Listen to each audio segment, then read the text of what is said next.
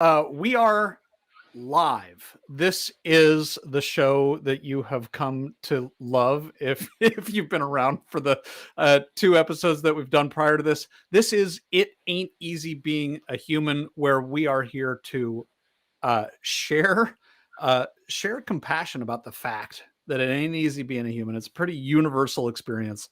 And also not leave it there. Just because it ain't easy doesn't mean we can't succeed, doesn't mean that there aren't ways that we can make it easier, more fun, more pleasurable, more likely to get ahead. And it is my great pleasure to have Tom Chenault on the show today. Tom, you and I met through the CEO of Contact Mapping, somebody who shares your last name, the wonderful Adrian Chenault, and you just happen to be the chief sales officer over there. They had to have a title that I wouldn't mess up, and so they figured that title was it. I have literally nothing to do with the place except I'm the face, the bad face of a great company that's worked out real well. Well, it's really an honor to have you on the show, and one of the things that I have learned through the months that we've been connected is I've learned that these 12-step programs are a big part of your life, and uh, you are fun, you are successful, and by I think all kinds of uh, metrics. Although I'd be interested to hear from you, how do you define success? And what we're here to do is, I'm here. I know I'm going to get an upgrade from you in learning how the rest of us, uh, what the rest of us can take from the 12-step programs. Well, I had to redefine success. That's funny that you said that because that's a great place to start. I was so unlucky, man, and I was so I've always been a charismatic kid and a great place to visit, but you didn't want to live here because you knew something was just going to go wrong no matter what. But you just couldn't stand not being around to see the explosion go off called Tom Chenault's life because I had great intentions, but things always got messed up. So I was a really successful restaurant guy, and I drank like a fish, and I had 103 employees under the age of 18 years old, and it was fast times at Ridgemont High, horrible stuff for years and years and years, and you get all that power as a restaurant guy because you've got the girls, you got the recognition, you got a decent amount of money, and you're kind of famous, and it was just horrible because my self-esteem was this big, my ego was this big, and alcohol just made it more and more wild. So finally, my dad goes, Tommy, you are an alcoholic. You got to get out of the restaurant business. And I'm going, well, Dad, I don't think I'm an alcoholic, but what do you think I should do? He said, well, it's making you drink. You got to sell something to rich people. So I said, fine. So I walked I've got a famous last name, Chenault, and that's a famous last name from World War II. So I walked into Beech Aircraft Corporation, which is the Cadillac of the sky, owned by Raytheon. And I walked up to this guy named Bill Fry, and I said, I want a job selling airplanes. You any relation to Claire Chenault? I go, no, but that's going to get me in every office, sir. He goes, all right, how many hours do you have? I go, none. He goes, you want me to hire you to sell airplanes and you've never been in one? I said, sir, look out that window. He said, what? I said, you've got all those pilots out there you're trying to teach to sell, and all they're doing is wasting your gas. Why don't you teach a salesman to fly? And he goes, you're absolutely right. And he sent me to aircraft school, and I learned how to fly. And I just, I didn't learn it like all those people that are pilots because they really learned it. I learned it so I could take that airplane from bar to bar. And that's what I did. I really was successful because I didn't want, somebody was going to get killed in those airplanes, and it wasn't going to be me. So I just flew those things and sold them versus those pilots that wanted to fly and talk and fly and talk. I couldn't wait to get on the ground and go try to sell another airplane to somebody. So I did real well, and I drank like a fish. And I realized those people just wanted to get away from their life and their wife, and that's why they wanted an airplane. No other reason, and I was a hand drop for that. And I thought he hired me because of my last name, but he hired me because I was just a guy's guy drunk that could sell airplanes to anybody. And he was right. So I drank myself out of that job. I mean, I would leave on Monday, go to all these unbelievable places, and come back on Friday with practically no clothes left because I'd left them all over Montana and Wyoming. It was a nightmare, but I was good at it. But I realized quickly enough, Aaron, that I was on the wrong side of the desk. Those guys were not anywhere near as hip, slick, and cool as I thought they were, and they were making all the money. So I said, I got to get on the other side of the desk and do what they do. So they finally came and fired me. So it took them actually 2 weeks to fire me because they had to find me, and I had an airplane. So I just made this guy named Ernie Reese was chasing me all over Montana, and he finally fired me in a place called Polo. He caught me in Polson, Montana, fired me, and they made me take the airlines back. And at that point, I said, man, I got to do something. And so a guy named Gary McAdam gave me a shot as a stockbroker. And I was like a hand grenade with the pinpole. And oh, I forgot to tell you, the airplane test, I passed. I walked into this Bill Fry, and the test, I said, and I was broke and drunk. And he says, I said, when's the next test? And he goes, tomorrow. And I go, then when's the next test after that to learn to be an airplane salesman? He said, in a month. I said, you got to get me in that test tomorrow so I can proctor it, so I can actually see the test. But I knew what I was going to do. I stayed up all night long, and I memorized all the questions and all the answers. And I passed the airplane test before I had ever been in an airplane. And I walked into Fry, and I said I passed, and he about swallowed his cigar. But I didn't learn anything. I just put it in my brain and then left it, and then it was gone the next day. So the same thing happened in the brokerage business. I passed that Series 7 test, and the next thing you know, a reprobate is now a stockbroker. And I was really good at that because Beach had taught me to sell very expensive things. So I was an unbelievable stockbroker. I made millionaires out of people, Aaron, which is kind of a good news. But the bad news is that they used to be multi-millionaires. So you got me, Tom. Yeah, you set me up, and you got me. There are a couple of distinctions that you've made that I'm intrigued by. What? I'll start with the easy, with maybe an easy question. What's easier to learn, flying or selling? They can send a monkey to the moon. Flying is so easy. You can't teach a monkey to drive a car around the block. Bezos just took 4 tourists to space because it's all automated. So it's nothing. Flying's easy. So my next question, you made a distinction earlier. You said that your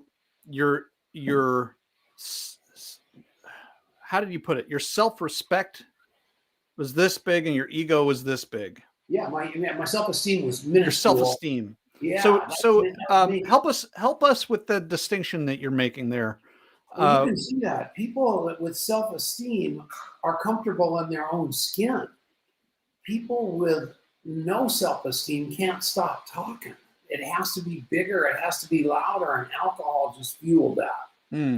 The last place I wanted to be was with Tom Chenault. So what's the difference between self-esteem and ego in your experience?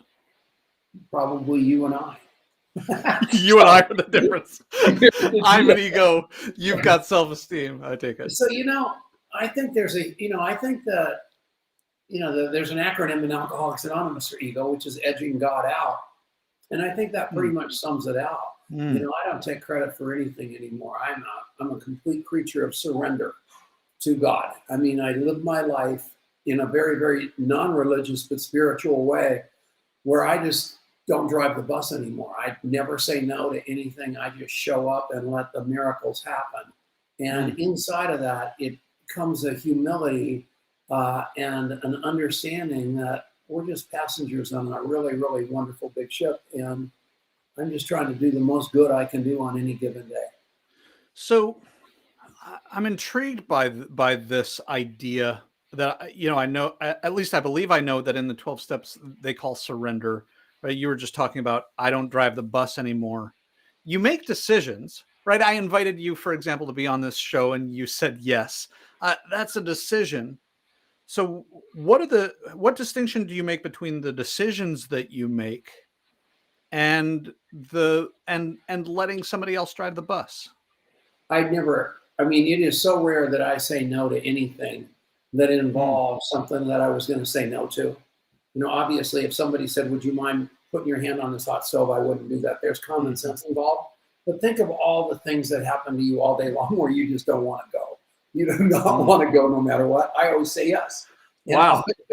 yeah, I always say yes because everything. So here's the deal, Aaron, and you know this as well as I do. And this has probably got snot on it, but we don't care. We'll forgive you the snot. Hang on. But that terrible piece of pie right there, the one slice is what we know, the other slice is what we know we don't know, and the Mm. rest of it is where everything in my entire life has happened wonderfully. I'm in here manipulating those two pieces of the pie, completely screwing it up, trying to be God. And the rest of that pie is where I met my wife, where I met Mhm. you, where everything magic happens. So now I try to live in the magic instead of Tom Chenault manipulation. So what you're saying, I think, is that the magic happens in what we don't know, where we're completely clueless. No, right here. Yeah. What where we don't know what we don't know. This Yeah. is what we know. This is what we know we don't Mm. know, and this is what we don't know we don't know. So you're 1,000% right, and I don't think I've ever said that well. Well, I mean, what a courageous way to live. It's a blast. Say more about that. When Why? you show up, you just show up, and sometimes it works out, and sometimes it doesn't. But it's always a blast. You can get away, but 99% of the time, there's just a beautiful experience on the other side of it that you never saw coming. And I'm Well, a closet introvert. I'd rather get in a fight than go to a party. So mm, it's very hard for me to do so many things that normal people do. But at the end of the day, I do it just because I know something glorious is going to be on the other side of it. you and I have something else in common. I just learned that we both are gregarious Yeah. introverts. People learn I'm an introvert. I'm sure people learn you're an introvert, and they go, "No way." I had a psychiatrist named Antoinette Helfrich. I was with her, and she I can finally say gave that me three the times Myers fast. Briggs test. And she's looking down at the text, and she's looking at me. She's looking at the test, and I finally said, "Doctor, it's correct," because she just could not believe the test said I was a Myers Briggs bottom corner, Mm, complete whack job, scared of everybody guy, which is true. yeah. So, uh, one of the things that I have Vodka, in vodka. I bet it's not. One of the things that I have enjoyed about you is when I call you and I don't get you, Tom, I get your voicemail. And your voicemail says, "Tell me something I don't know about you." So I may be about to do that. I'm a theater director by training. And you're talking about showing up. Like all I've got to do is show up. It's my favorite thing about being a theater director was, kind of setting the schedule at the beginning of the week with a stage manager. And then I just show up and I say, well, what are we doing now? And then the action unfolds in front of me with these actors. And I either believe it or I don't. I'm either compelled by it or I'm not. And I just say, tell me more about this. Uh, I, I I need you to be more committed to that. What are you trying to accomplish with this? And when you were talking about showing up, that's what I was reminded of. Yeah, because we have to stop thinking. The minute we're in our head, we lost. Mm, The minute we're being our authentic, vulnerable self, we're winning. You don't like hip, slick, and cool. You like people, especially in the theater business. Those people that are locked in their head can never bring anything out. that's right. That's That's right. the same thing with actual human beings, I think. Well, Right? you're making me think of all kinds of stories, but this is not a show about my stories. Um, Tom, there are we've hinted at what we came together to talk about, which is what can the rest of us learn from 12 step programs. So in I know there are 1988, 12 steps, and I wonder which one has been the hardest one for you to grapple with? step one, that's easy. That's so easy. It's all about the first one's the ass kicker because you just have to surrender. That's it. The first step of Alcoholics Anonymous is surrender. And when you are completely a control freak and an egomaniac, before we get there though, so in 1988, my income was $877,000 in 1988 as a lion, cheat, and stockbroker. That was a ton of money. And the bad news is, and I got 2 DUIs and 2 disturbing the pieces in 1 month. So that was a bad month. And I went to that Antoinette Helfrich, the psychiatrist, because I just thought I was a bad driver. I had no idea. And she said, no, you're a drunk and you need to go, you're not crazy. You just need to go to Alcoholics Anonymous. And I'd been going to the daily mass at the Carmelite monastery thinking I was the Antichrist because I was making so much money. And I'd come home and I hated me. I hated everything in my life. And I was on the skid row of success. And I realized I'd climbed that ladder to the very top, looked around, and realized I was at the top of the ladder, but it was leaned against the wrong wall. And I had to climb all the way down, and then all the way back up, which was the greatest gift in the world. And inside of that, I got the 12 Steps of Alcoholics Anonymous. This book was made for me in 1988. We went to a place called the Phoenix Concept at 2162 Lawrence Street in Denver, Colorado. We all sat in a room with 2 pieces of wood. We carved our sobriety date on this piece of wood. We sanded it, we varnished it, and then we put it on the cover of our book, and I've had this book ever since. And it's beautiful. For those of you who are on the podcast, this is a work of art he's just shown us. 33 years later, it hasn't fallen apart yet. And that's not because you never crack it open. A book called The Sermon on the Mount, which is kind of a book by a guy named Emmett Fox. And it was kind of why the big book was written, the big book of Alcoholics Anonymous. And this is my go-to book in times of trouble. And if you look at this book, you can see that I pray in the bathtub because those aren't tears that have warped all these pages. It's just me dropping the phone in the tub. But, I have found myself to be a man of unbelievable prayer in sobriety. And I love that, not to some religion, not to some cult or culture, just to a God of my understanding that just gives me this feeling constantly, a lot like meditation, that things are going to be okay. And that's how I live my life. And I live them through these 12 steps. And it's a way of living where, you basically, let me run you through them real quick because I think it'll be important to you. Basically, what you do is you walk into AA, and it's the last place you want to be. You think you're going to walk in the door, and there's going to be a bunch of winos laying on the floor, and you just don't have any idea. And there's about 30 people in the room, and you hate yourself so bad that you go around the room and just figure out a reason to hate everybody. She's ugly, he's fat, boom, boom, boom. It's just horrible how you do it because you don't like yourself at all.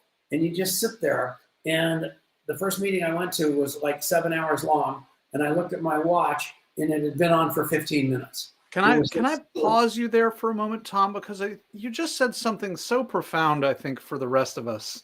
And by the rest of us, I just mean the folks who haven't acknowledged their addictions. Right? Yeah. I'm addicted, for example, to being right. But I'm even choking up a little bit about it. The way you talked about you hate yourself so much that you judge the other people in the room. Right. And there's I think that's like one of the things that we can take from this conversation with you, Tom. One of the things I'm taking from this conversation is that my judgment of others is my own insecurity. No question. Like, otherwise, why wouldn't I just at worst be in a live and let live frame of mind? That's why wouldn't you be in a live and let live frame of mind? Because Otherwise, right? I mean, if I weren't in my insecurity, yeah, why? What other reason would I have for possibly judging people that way? yeah, you're 100% right. There's no other So, reason. thank you for letting me pause you. Please continue. Well, I'm going to speak to that a little bit. Hmm. I have heard that normal people take their problems straight to God. I will agree with that supposition. I Okay. will also say that I have never met a normal person. They all go somewhere. They all go to the bar. They all go to porn. They all go to gambling. They all go to their phone. They say the average person goes to their phone a minimum of every 6 minutes of every day. We're addicted to our phones. Mm. We're addicted to text messages. We're addicted to this. We're addicted to the gym. We're addicted to AA. And nobody's going straight to God. I'm positive about that. Mm. And for me, my addiction moves around like you wouldn't believe. If I stop it with alcohol and drugs, it's going to be sugar. If I stop it with sugar, it's going to be coffee. It's going to be, and my whole goal in my life is making sure I'm channeling the addiction that I am with towards something positive, towards something versus something negative. Wow, that's a profound thing to say, right? If we can agree that we're all addicts in some way or We another, are. right? Talk more, would you, about directing your? I don't, it's even hard for me to wrap my mind around it a little bit enough even to remember exactly what you said about channeling this addiction or directing this addiction toward something positive. Say more about that. I catch myself all the time going down the wrong rabbit hole. And thank God for James Clear in his great book, Atomic Habits, because he talks about the cues creating the craving that create the action that creates the outcome. And it isn't about goals, it's about changing those cues. So when I catch myself obsessing about something, which is the craving, I realize I have to change the cue. I am looking at the thing wrong, and the cue is ahead of the craving. And most people don't get that. They don't distinguish between the two. And today I do that. So if I walk down these stairs right now, there's a great big Sub-Zero refrigerator sitting there, and it starts screaming at me to eat something bad. And I have to recognize the cue and look at the outside and look at the outcome of whatever it is that I'm going to eat, recognize the craving and change that cue. And all of a sudden I don't want to do that anymore. It's awesome. So let's dig into that a little bit, right? So there's the cue, and then there's the craving, and then there's the action. So what's talk to us a little bit about the cue? What's a cue? The cue's the thought. I mean, you're going down there, and what cued you to walk by that when I hit that refrigerator, the cue happened that created the cue and craving. So the key to the whole deal is stay in the front of the craving by recognizing the cue that had me pull the door open to see something stupid to eat. Right. Yeah. When I blank, I have a craving too. Right. Yeah. So, right. When people say when I'm in a social situation, I have a craving to smoke. Or I have a craving to drink. Right. So that's the cue. I love that it's so important to notice that, because the craving doesn't come up all of and by itself. No, it's preceded by this cue. And the cue might actually happen up here in my office, to head me down the stairs to manifest the craving. Yeah, it's nuts. We are. And then, who was it who said something about the space? There's a space between thought and action. I know who that is, but yeah. But that's where we can intervene with that craving, because there's a space between the cue and the craving, and between the craving and the action. Yeah. Yeah. Some woman. Yeah, that's true. So it's really, really cool. And it's a great exercise. So I walked into AA, so the first thing that happens is they said, okay, you got to go to 90 meetings in 90 days. And you say, no, I'm not going to do that. They go, okay. Well, and they go, why? And I go, well, I don't have time. They go, you had time to drink. And I go, yeah, you don't understand. I'm an important stockbroker. They said, okay. So I went out, didn't go to 90 meetings in 90 days, got drunk, crawled back in the door.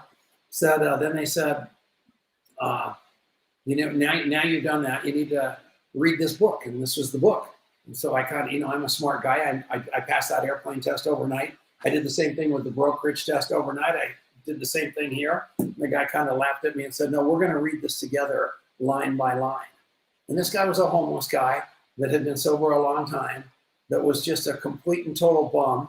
And I go, you're going to teach me, a guy making $800,000 a year, how to read a book? He goes, yeah.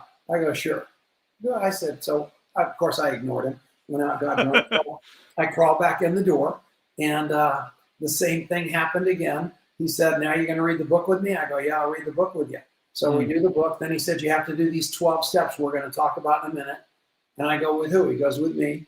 And there's a couple of things in there where you have to tell this homeless guy all your deep and darkest secrets. And I'm going, this is not going to happen. So I went out and got drunk again, crawled back in, said, I'll do the work.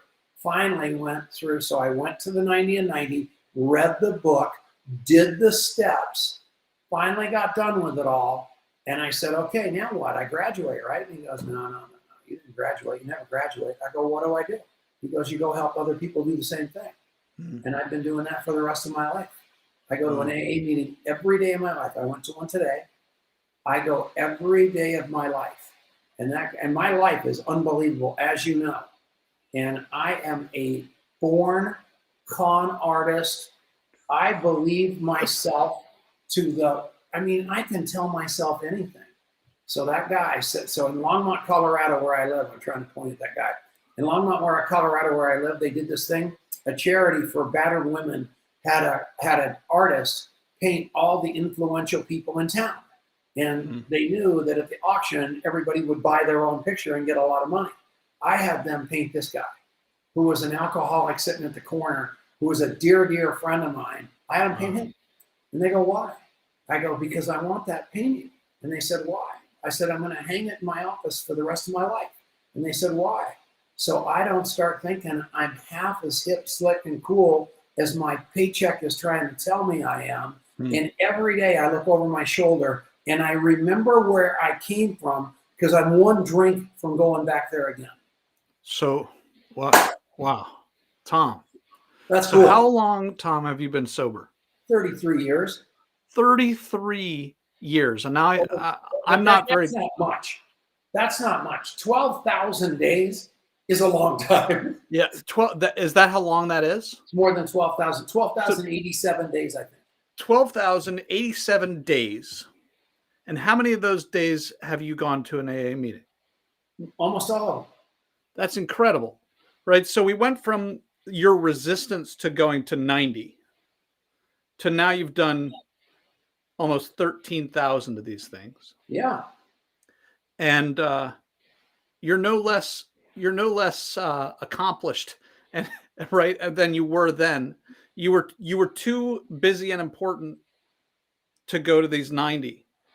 And since then, you're making more money. You're the chief sales officer for contact mapping. You've got another business, at least one other business in addition to that. Your paychecks are looking fine. So how is it that you have time for 13,000 meetings? I don't have time not to. So people always try to get me to go to church with them on Sunday. I go to church every day of my life. What are you, crazy? 7:30 in the morning, it's non-negotiable. Everybody knows they don't call me for that hour. I'm a man I get up early. I read newspapers.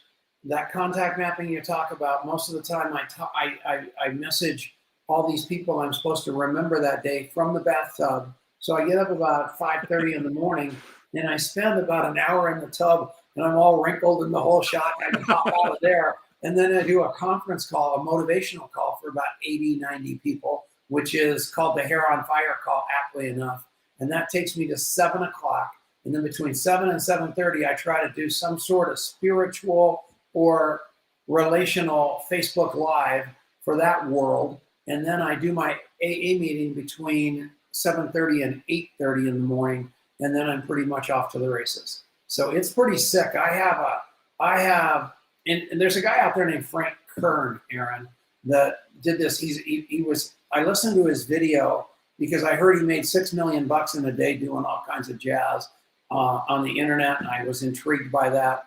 And in the middle of it, he gave me a really important 15 minutes of my life, whereby he said, design your perfect day for you, and then live the rest of your life into that day.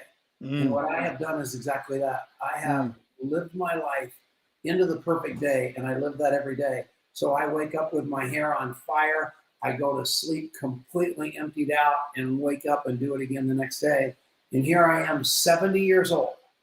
Every one of you, I'm like your grandfather. And I have never been more fired up or relevant in my life than I am this day, the 2nd of November, 2021. Is that cool? Yeah. So I just want to point out one of our listeners right now has said that you and all you have been are today. All you have been and are today is what started my journey of recovery from hating myself. Yeah, that's What where a she came from. She's in Perth, Australia, right this minute. The beautiful Karen Hammond. what And a yeah, profound effect to have had on somebody's life, Tom. you start taking responsibility for that profound effect, then you better take responsibility for their life going to hell in a handbasket. So I like to say I was just there to help God with the deal, So Wow. I'm not buying any of that real estate because I've had more than one go off So the cliff at the same time. I love Karen, but she will tell you I've never taken credit for any of her success. She and God.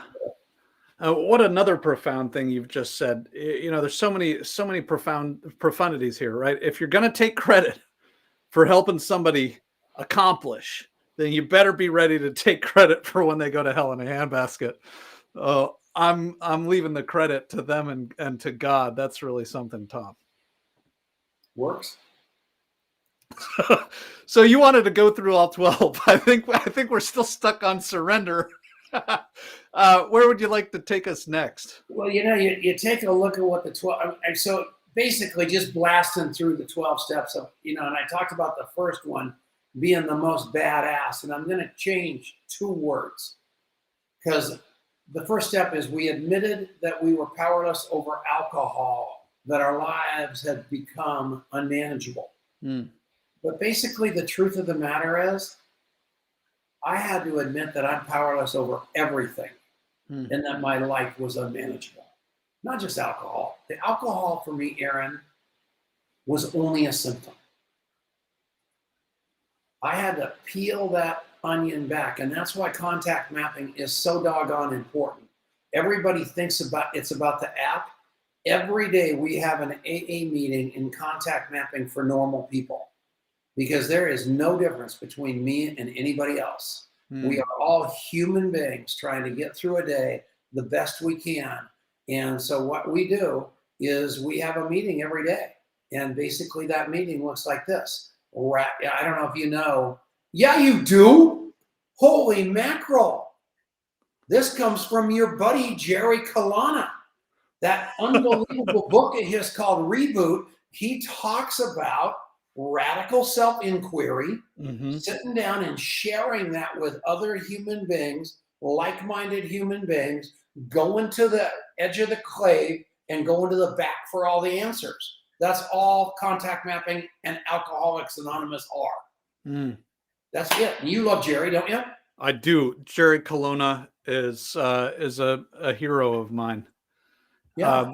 And man, you've mentioned how none of us have control over anything, right? We don't have control over our baser impulses. I sure as hell don't have control over my wife, right? I mean, there's so much pain involved with not acknowledging that reality. Yeah. It's the source. It's the source of suffering, really. Truly is, and people can see the deer in the headlights. You know, They know. right now, Tom. You know, I've got a migraine headache, and you know, so many people just are floored by them. And by the way, sometimes I am too. It's not the worst one in the world. I'll tell you, one of the things that gets me through is simply recognizing that I don't have control over that right now. Yeah. And then it becomes pain instead of suffering. I'm in a lot of pain right now. I'm not suffering. I'm having a great conversation with my buddy Tom. Yeah, that's what it is. And what we resist persists. Mm, So don't. I mean, if you can just be with it, it will dissipate. It's when we resist things that things stick around and torture us. mm. That's so hard. It doesn't make any sense, but it makes all the sense in the world. Yeah. So the second of the 12 steps is Worse. bel believing in a power greater than ourselves that can restore us to sanity, or something to that Yeah. effect. So you have to. So two things have to be acknowledged there. That the typical alcoholic or addict or anybody does not want to admit. Number one, in our heart of hearts, we do not want to admit there's anybody greater than ourselves. And the second half of that is admitting by virtue of the statement that we're insane. Because if we have to be restored to sanity, we Mm, must not be sane. So that's a tough step that's a tough pill to mm. swallow until you believe it's true. Yeah, well, if I if I know, for example, that the absolute best thing for me is to exercise today, Yeah. and I go instead with I don't feel like it. What better definition for insanity is there? Amen. And by the way, I make that decision. I make that decision, and I eat too much sugar, and you know, I'll have a bite of something, and no, this is not good for me. Right, a moment on the lips, a lifetime of this ain't good for me. But we make the decision. Yeah. So then you go to that third step, made a decision to turn, not we did it, just made that decision to turn our will and lives over to the care of God as we understand Him. Hmm.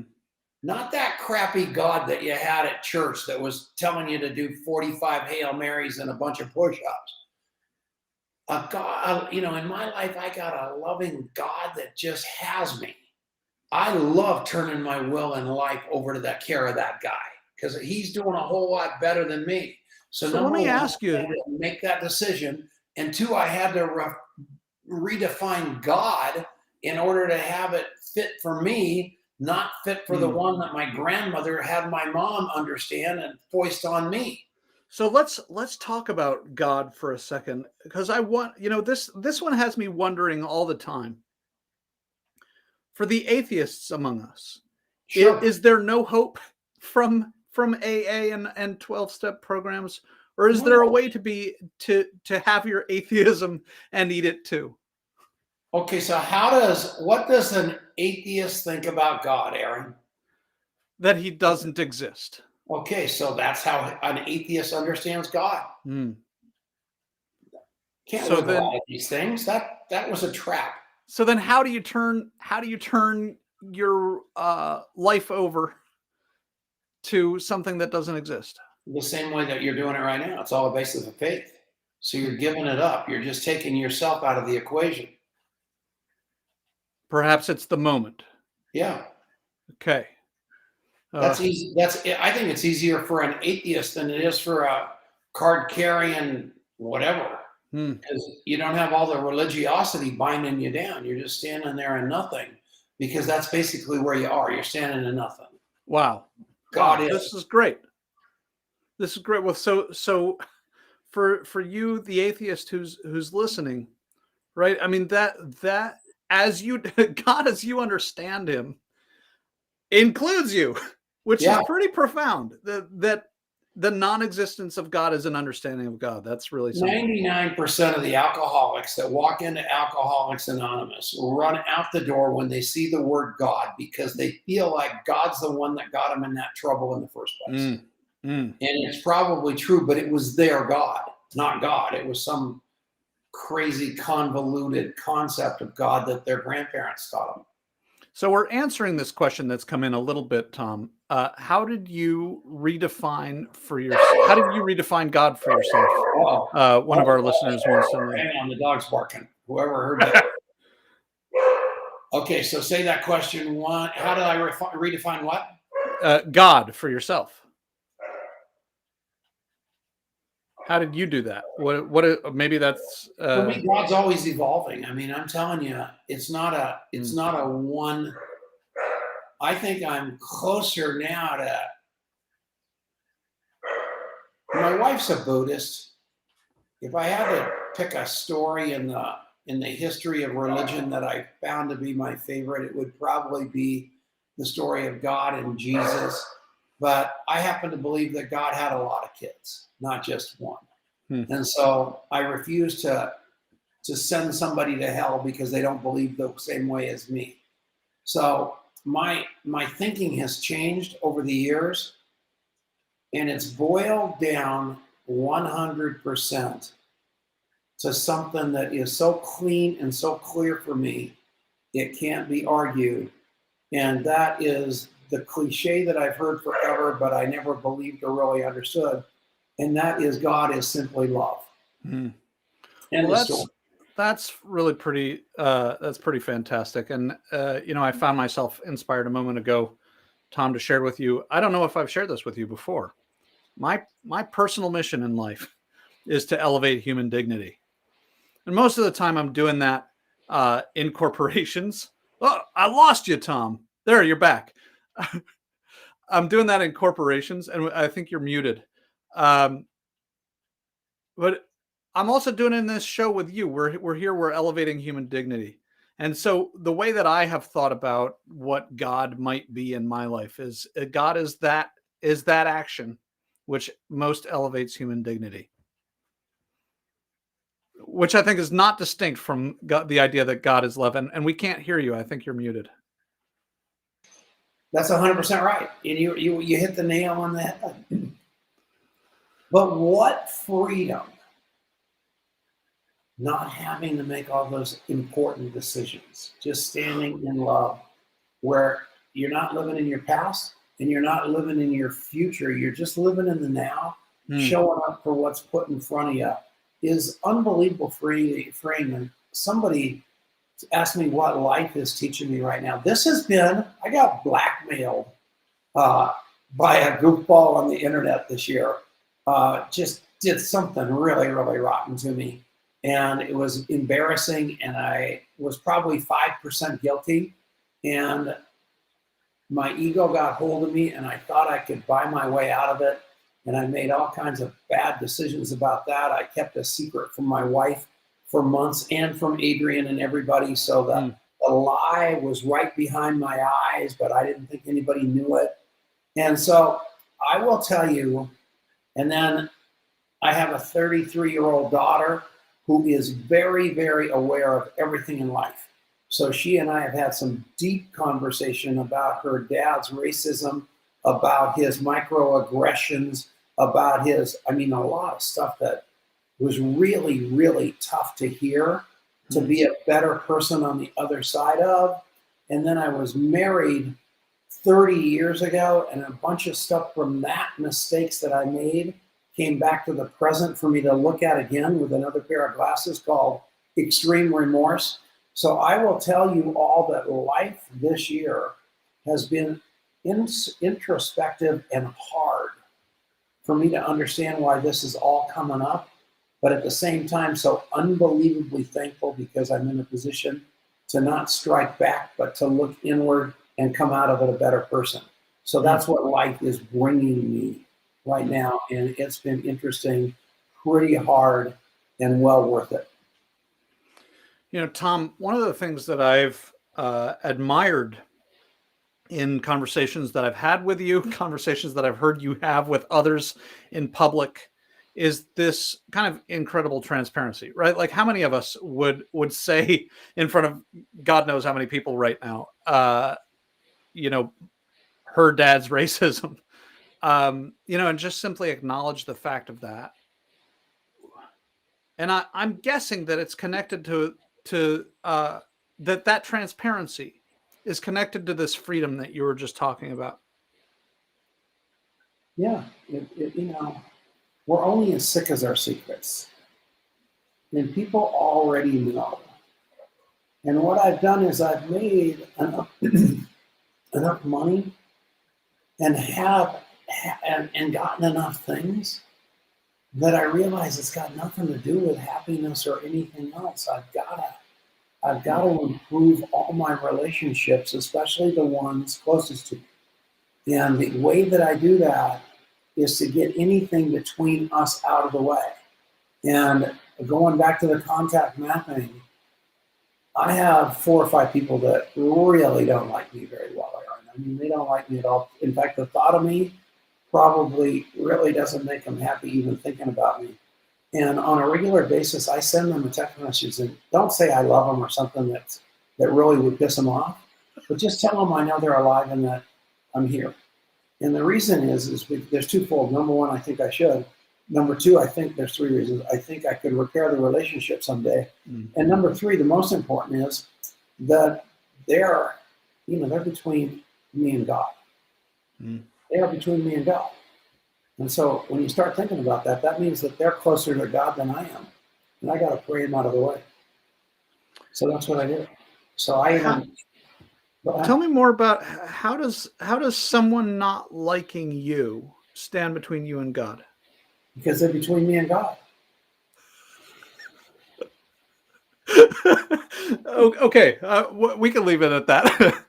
I'm curious about the function of that, but here's God. Yeah. Here they are. And Yeah. they're between me and God. So I got to pray them out of the way so I can get closer to God. Okay. I got to pray for their problems. I got to pray for my healing with them. Well, Tom, there's another thing that we have in common. There are people who don't like me also.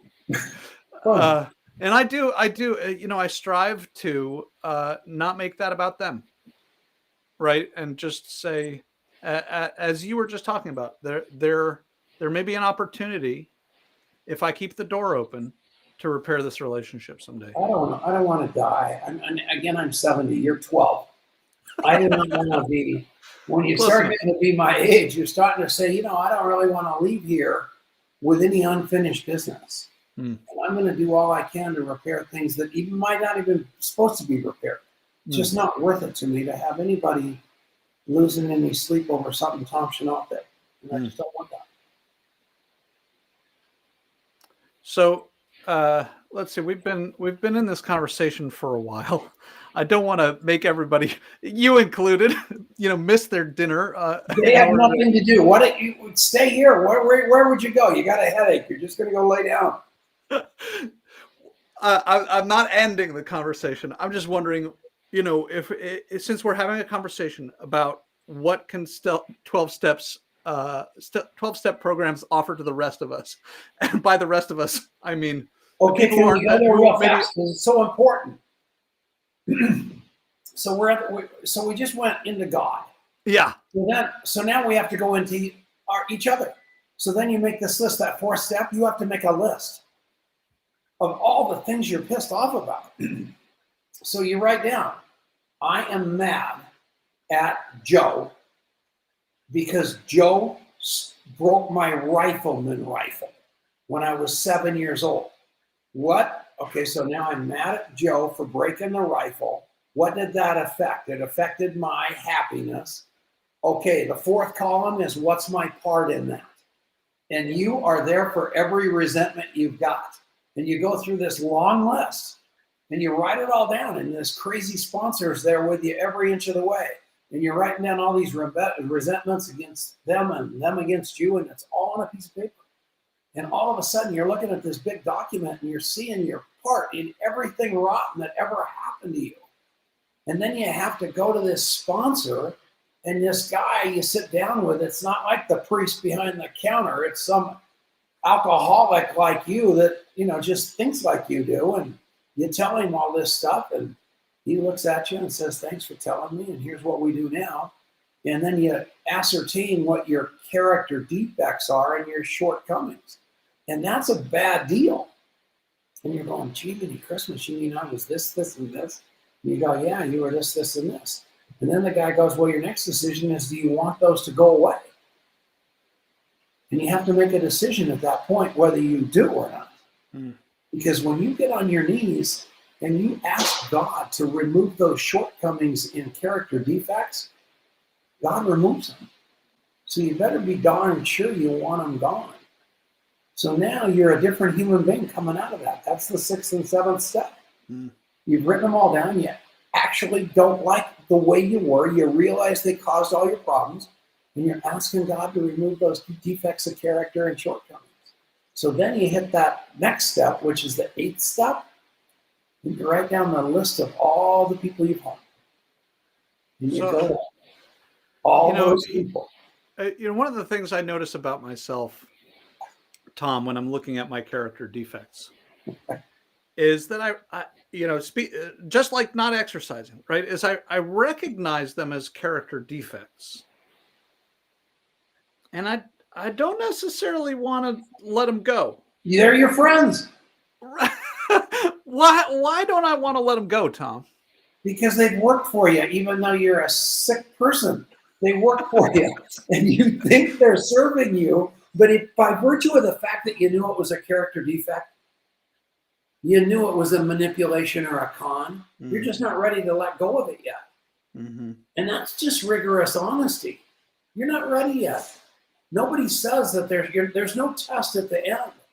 Hang on to it for a while, but once you realize it, it's just a matter of time before you rewind, go back, find that sponsor again, and say, we got to handle that. So what do you think about this idea, Tom, that there's power and freedom even in simply acknowledging, okay, this is me being an asshole right now, right? I'm not willing to not be an asshole. And I'm making this to simply acknowledge to yourself, this is me making a decision to be a jerk. You're going to live that life for a while until it won't work anymore. I certainly have. I have gained a lot of power, right, to make a different decision. But I notice sometimes it is a tough one. Okay, so there's something about that. So there's an answer for that inside of the steps, by the way. So we've just done the 8th step where we made the list of all people we've harmed. And then the 9th step is you go talk to those people and say, man, I'm really, really sorry. Like meaning it. Yeah. And what people do in AA for sure is they forget to do the first 8 steps, and then they go do the 9th step and apologize. And really, they're blubbering tears in the whole shot, and everybody's buying it, and they let the husband move back in, but he didn't really do the work. So 2 weeks later, he's out cheating on the wife again, and it's really invalidated it all one more time. So the name of the game is do the steps in order and really mean it, and really let God remove those defects of character. And then you go to that person and say those defects of character. You just said being an asshole. You didn't ask God to remove that. So you're still going to be an asshole again. So you're not going to walk up to somebody and go, listen, man, I'm never going to be an asshole again. Because you knew it was a lie, and you knew that you didn't have it removed, and it was just a Band-Aid and a looking good. But assume that you're the asshole again. So the 10th step is, let me read it to you so I have it dead right. I'll just read it to you real quick, So the 10th step is continued to take personal inventory, and when we were wrong, promptly admitted it. Which means what? Which means that, holy mackerel, I did it again. But instead of just being that asshole for a long time, you promptly admitted that you made a mistake, said I'm sorry, and lived another day. I love that word, promptly. Yeah. Another thing you don't know about me, Tom, is I'm kind of a dog training nerd. Right? I love all things kind of dog training and dog behavior. And one of the biggest differences between somebody who's an excellent dog trainer and somebody who's not is timing. Timing and consistency. It's all about timing and consistency. right? So your dog pees on the rug. If you catch him doing it and you say no, it takes 6 days tops to house train your dog. But if you're late, if you say no 30 seconds later, if you say no even 5 seconds too late, the effectiveness of that slows down. So that promptness is so important, and I love that you brought it into the conversation. You better go tell Adrian that he just got a puppy. Peeing everywhere. Adrian is welcome to call me anytime about. Oh, I didn't know that. Yeah, that's exciting. And this is a great transition into what I think maybe kind of is the last question of our conversation. We've had a Facebook user who said that they know your son Adrian, as I do, and I love him. He's an extraordinary human, says this Facebook user, and I agree with that. What was your philosophy, Tom, as a parent raising a kid like that? And to keep it topical, to keep it as a part of the conversation we're having, I would ask, what place do these 12 steps have in your raising Adrian to be the remarkable human that he is? I like to say I was such a terrible example that those kids said, here's what we do, not what he did. So that's number one. But, Adrian, this is the craziest thing. When Adrian was a little boy, I lived in a 2-bedroom apartment, and I was at an AA meeting, and the 2-bedroom apartment was Adrian and his sister lived in the bunk beds, and then I had the master bedroom, and we had these 2 giant closets. So I'm at an AA meeting, I meet a guy, and he is drunk, and it was a Friday night, and I told him that if he stayed sober till Monday, I would help him with his life. I'd help him stay sober. So he stayed sober over the weekend, and he was adorable. His name was Isaac Pacheco, and I promptly brought him home. And in that 2-bedroom apartment, if you're a single dad, especially, your kids never sleep in their beds. They sleep with you anyway. So I gave the bed to Isaac. I moved Adrian and Courtney into the closets, and like a Lilliput, and that's where their closet. That's where their like rooms were. And then and Isaac lived with us for 7 years, and I mean it was unbelievable. And we learned so much humanity. We learned about the underdog, and we learned so much from that guy. And he actually my wife actually married him, because when I met Denise, courted Denise, Isaac was in my life. And even though we got married, we didn't kick Isaac out. He lived with Denise and I and Adrian and Courtney. And we had a blast. And he died a homeless guy living in our house. And it was beautiful. And Adrian learned, and Courtney learned, and Dominic learned empathy and love. And that their dad walked his talk. And that was the most important thing. I would take them to AA meetings, and I was just there. I've been the home group, they call it. There was a creek outside, and it was just a room full of smoke, and the kids wouldn't stay there. And so I said, you guys go down and catch crawdads in the creek, and I'll look out the window at you to make sure you're okay. And I'm looking out the window, and Courtney does a gainer into the lake, and she's into the stream, and she's floating downhill, and Adrian had to pull her out. That's the kind of life these kids grew up with. But it molded us. They learned recovery. They learned that ugly, down and out people are beautiful too. And they learned so much about all of that became life lessons for them. That both of them are unbelievably good human beings now. They were smart to begin with, but they got their heart from me. I think they got their empathy. Their mom is a remarkable, remarkable woman. But the whole loving the underdog thing, I think they got from me. That's all they got from me. Well, Tom, I have had the great pleasure of meeting and hanging out with and talking often with Adrian, and I think the fact that he has decided to work with you in the same company, in the same C-suite, probably indicates that you did more than just give him an example of what not to do.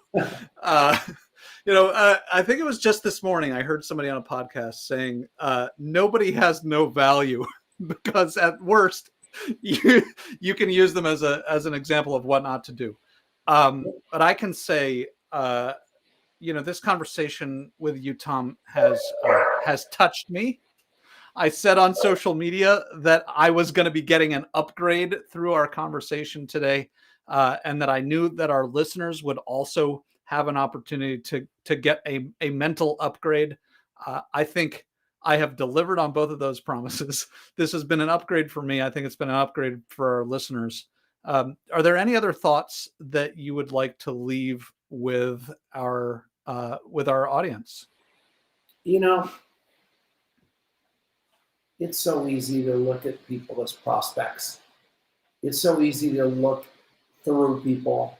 And what I would ask you all to do is, no matter what you do for a living, no matter where you are in your life, look at people as human beings and step into what you can do for them. Get your agenda out of the way and serve.